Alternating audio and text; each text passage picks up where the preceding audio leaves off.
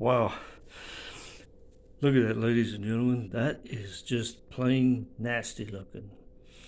That's the alternator for this thing that generates the power to recharge the battery. But man, that is just, wow. That's just plain nasty. Here's the flywheel.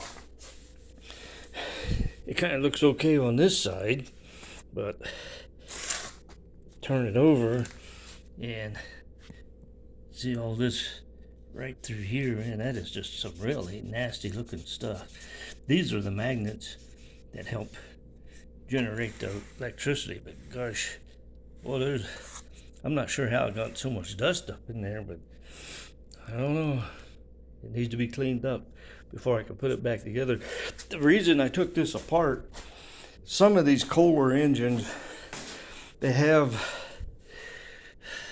bolts that hold the top and bottom pieces together, and they're right up under here, and sometimes those bolts, but apparently this isn't the engine that they had that problem with. I thought it was. But anyway, I'm glad I took that off. That gives me a good look at this. The rest of it, well, that is just plain nasty looking down in there. It really needs to be power washed, but it's pretty doggone cold. We got 3 inches of snow out there today, and I really don't want to mess with that. But however, I am going to clean this off. That's just unacceptable that way. But I want to take this engine off because I plan on putting it on a 40-inch Murry mower. And as you can tell, this is a little bit bigger than a 40-inch Murry. It's a Craftsman GT 5000. It's a 46-inch mower deck, and I've got one just like it. So what I'm going to do, I'm going to take that engine off, put it on the Murry, and then I want to save the rest of this for parts for my other one. It's got good wheels, it's got pretty good tires on it.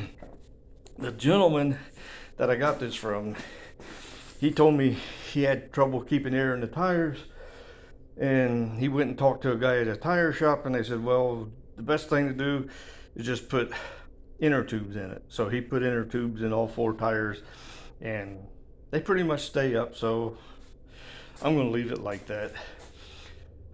I wish these wheels would fit this John Deere. As you can tell, that's got 5 lug wheels, but over here we got the splined axle. It uses a keyway to lock the wheel onto the axle, but if I could swap them out, just take them off, I would do it that way.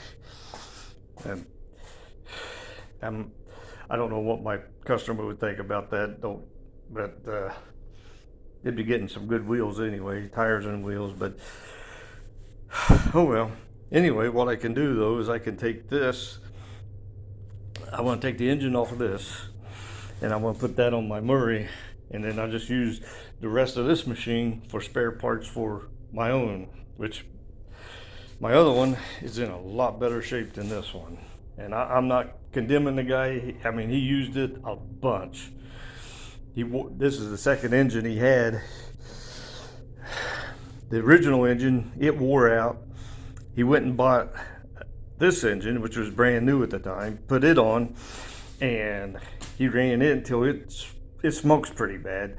Yesterday I was kind of surprised. I started it, ran it, it ran fine. It smoked a lot when I first started it, but after it got warmed up, it quit smoking. So I thought, well, I don't know. Anyway, that's why I decided I would try using this on the Murry mower and see how that works out.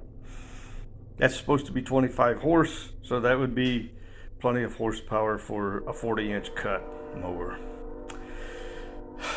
Just thought I'd show you folks what's going on with this thing. Man, I tell you, another thing that I found that's kind of odd, you had these right here are the ignition coils, and they bolt right here. Well, the problem is they overhang the starter gear on this.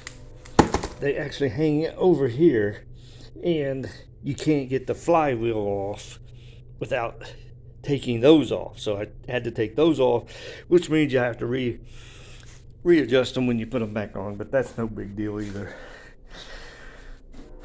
It just seems odd, that's all.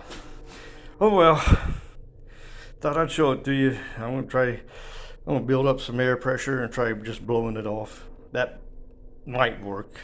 I might try to just sweep it off into a dustpan as best I can too, so I don't get all that dust all over the place. But anyway, that's what I wanted to show you folks.